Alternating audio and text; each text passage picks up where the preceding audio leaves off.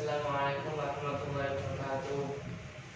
Pada kali ini saya akan menjelaskan materi pendidikan agama Islam tentang lebih dekat dengan Allah Subhanahu wa taala dengan mengamalkan sholat sunnah.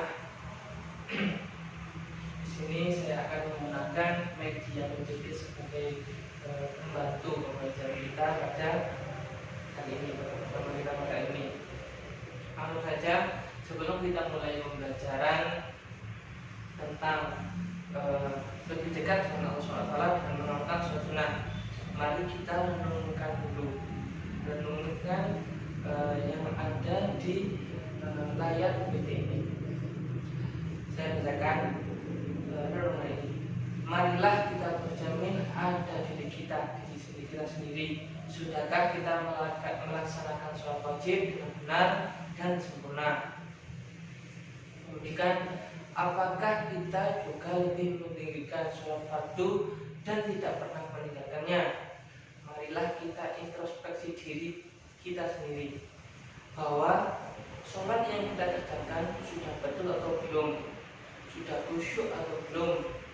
Rasanya di dunia ini yang sholatnya sudah benar khusyuk dan tumainah hanyalah Nabi Muhammad SAW saja. Selain itu masih tidak ada yang bisa sholat khusyuk dan tumainah seperti Nabi Muhammad SAW. Seperti contohnya dulu pada saat zaman Nabi Muhammad SAW itu ada seorang sahabat yang ditantang oleh Rasulullah untuk berlomba-lomba khusyuk dalam sholat, tumainah dalam sholat. Apabila orang tersebut khusyuk dalam sholat, akan dibeli hadiah oleh Rasulullah, yaitu sorban. Tapi pada saat mau selesai sholatnya, dia malah ingat mau diberi oleh Rasulullah sorban. Akhirnya tidak jadi mendapatkan sorban itu karena tidak khusyuk. Kemudian, mampukah kita meniru surat beliau? Bagaimana kalau ternyata di hadapan Allah Subhanahu wa taala sholat kita itu belum dianggap sempurna? Rasulullah mengajarkan kepada kita untuk menutupi kekurangan dalam sholat kita. Maksudnya, kita disuruh menyempurnakan kekurangan-kekurangan sholat dengan melaksanakan sholat sunnah sebagaimana yang Rasulullah ajarkan kepada kita.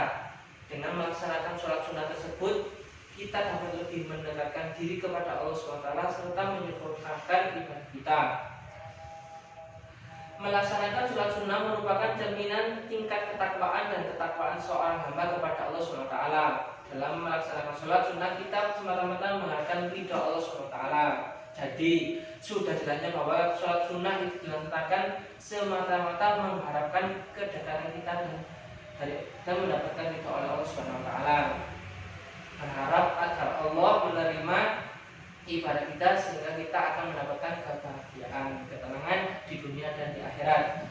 Kemudian di sini saya akan memaparkan dialog Islami. Saya akan membacakan nih. Pak Imron, nah anak-anak, demikian tadi penjelasan Bapak tentang sholat. Apakah ada yang ingin kalian tanyakan? Kemudian ada seorang murid menjawab, Amir namanya. Saya Pak, mengapa sholat itu disebut tiang agama? Pak Imron, bagus sekali pertanyaanmu. Amir, ya begini maksudnya. Seseorang yang telah melaksanakan sholat berarti ia telah ikut menegakkan atau mendirikan agama. Dan siapa yang telah meninggalkan sholat berarti ia telah meruntuhkan agama. Jika agama itu sebuah bangunan, apa yang membuat bangunan itu tegak?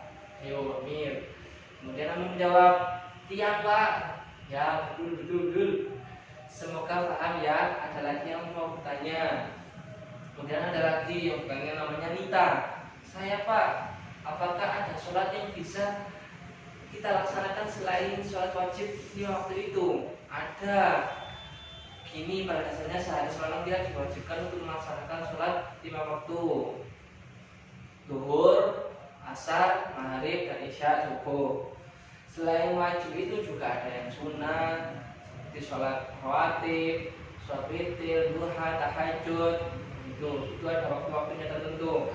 Kemudian kita menjawab, oh gitu ya Pak, sholat sunnah itu susah dikerjakan tidak Pak Imron? Ya bisa susah, bisa mudah, semua tergantung niatnya dalam hati kamu. Kalau sudah biasa, justru kalian malah susah meninggalkannya. Wah, Pak Imron bisa saja, terima kasih Pak ya.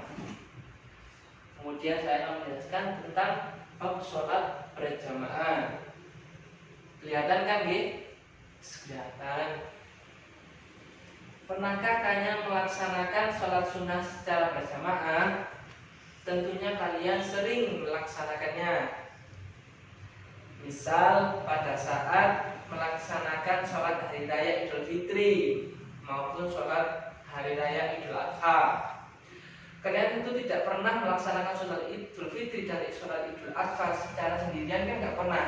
Pasti sholat kedua tersebut dilakukan berjamaah terus, meskipun sholat sunnah, baik itu di masjid, di lapangan, pokoknya yang selalu berjamaah. Dilanggar juga bisa. Kan sekarang kusumi COVID-19 kebanyakan dianjurkan untuk sholat di langgar-langgar daripada di masjid karena tidak boleh kumpul banyak-banyak. Lebih rinci sholat-sholat sunnah yang dilaksanakan secara berjamaah sebagai berikut. Ini khusus sholat-sholat sunnah saja. Yang pertama sholat Idul Fitri, sholat Idul Adha. Nah kan itu yang kedua sholat kusuf.